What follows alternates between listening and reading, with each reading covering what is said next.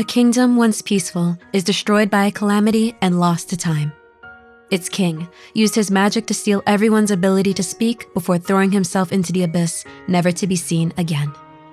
The princess cried so much for 100 years that her tears eventually crystallized all around her. And now, you, one of the 7 beacons of hope left, appear before the princess to aid her in uncovering the mysteries of what truly happened with her father and kingdom all that time ago. Welcome everyone, I'm Amor, and this is my full review of Silent Hope.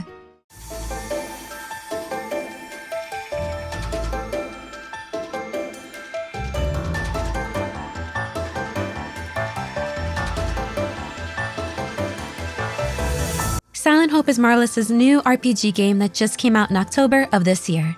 First revealed back during Nintendo's 2023 Summer Direct, it immediately caught my attention for its vibrant and cute aesthetics, diverse cast of playable characters, and achingly familiar cows and chickens from yet another series I'm quite fond of.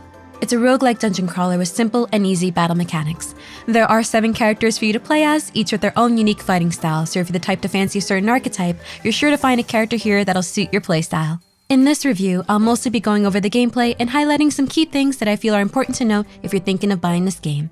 There will be some spoilers, but I intend to keep the more important story bits a secret for you all to hopefully experience on your own. So, with all that said, let's get right to it.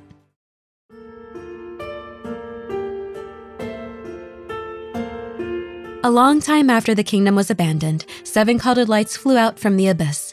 Those lights found 7 travelers, and together they all came to gather before the princess inside her great crystal. Whether it be fate or by some other miracle, she's able to speak to these 7 travelers and begs them to hear her single wish, to brave through the darkness of the abyss and find her father. For the majority of the game, you'll spend your time exploring a deep chasm composed of 5 thematically unique layers known as the abyss. Each layer represents a point in time for our princess and her kingdom before it all fell to ruin. She's a bubbly soul and brings with her a sense of friendly and positive companionship to an otherwise lonely adventure. She's really the only character we get an opportunity to connect to, as the heroes themselves are silent and the game doesn't go into their backstories.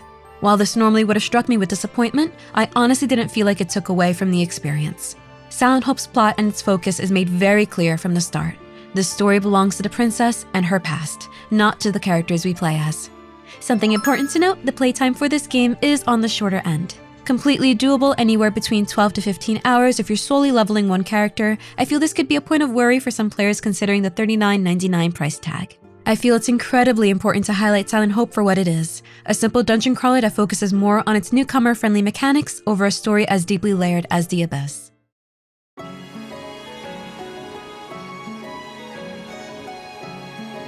Like the plot, the gameplay in Silent Hope is very straightforward.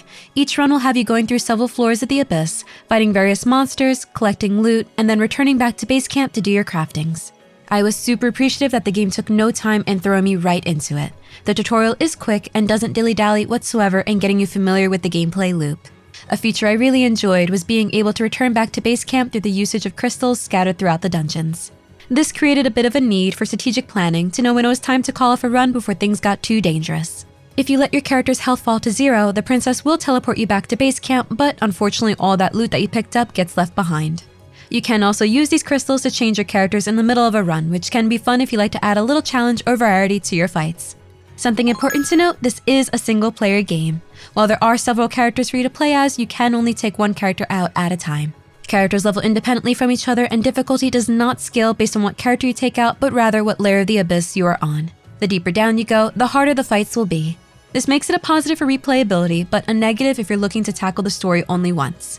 I found that swapping between characters often left me underleveled to face the next layers due to the difficulty spikes. The way to offset this was to, of course, grind repeatedly through levels. I know grinding levels is common in roguelikes, but I personally am not the biggest fan of it. I opted to just stick to a few characters, particularly the Archer, Farmer, and Rogue. Each character comes with 3 classes that help to elevate their unique fighting styles. You have your starting class, the class you unlock once you reach level 15, and finally, your 3rd class that you unlock once you defeat Hard Mode.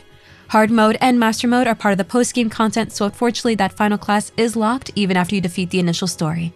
Something I do really like is that changing classes doesn't mean you have to give up your base class abilities. You can mix and match and level those abilities as you see fit for yourself. You can also choose to respect all your ability points at any point in the game, and there's 0 penalty for it.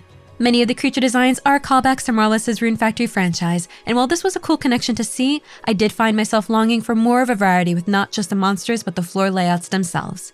Similar to the gameplay, the designs feel repetitive and many of the monsters lost their impact when I realized nothing about their actual movesets changed, only their swatch colors. The most challenging aspect of the game for me was with the memory rifts. Memory rifts are portals you find down in the abyss and essentially is just a monster rush with a promise of better loot. It can absolutely be an intensive and devastating time in these memory rifts, especially if you're out of healing potions. You're only given 2 potions per character per run, and while some friendly creatures can help replenish them down in the abyss, there's no way to hold more than just 2 at any point in the game. I recommend sticking with 1 character if you want to avoid the need to grind for XP to survive these more difficult encounters. Overall, Silent Hope definitely tips more in the favor of someone that prefers easier combat in their games. While fighting through monster hordes got difficult at times, more often than not, I found myself able to continuously stun-lock enemies and capitalize on any moment the AI just sort of loitered around. I recommend this game if you're new to the dungeon crawling genre or overall are looking for a casual and fun action game to sink some hours into. All of the heroes use the same key bindings, so if you're wanting to swap between multiple characters, the transitions between them is really smooth. Something really important to note, especially if you're wanting to pick up Silent Hope on the PC, this game doesn't have your typical mouse and keyboard support. You're forced to pick between mouse or keyboard, which needlessly makes the game feel clunky to play unless you use a controller, which I thoroughly advise you do.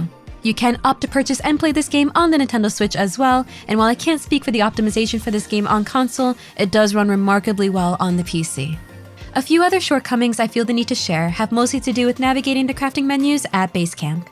Each item you can craft is separated into 2 groupings. Either you select 1 of that item or 3 of that item to craft at a time. There is no changing those specific amounts.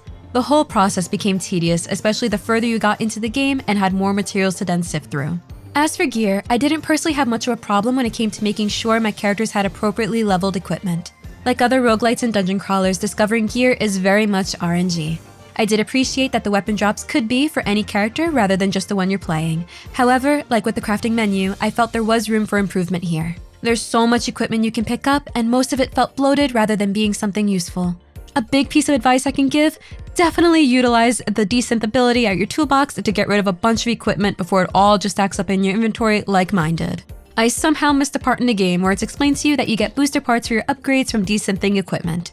I went the whole game never actually upgrading a single weapon because I could never find these booster parts. However, on the other hand, I never felt like the weapons I did have weren't enough, so there is that.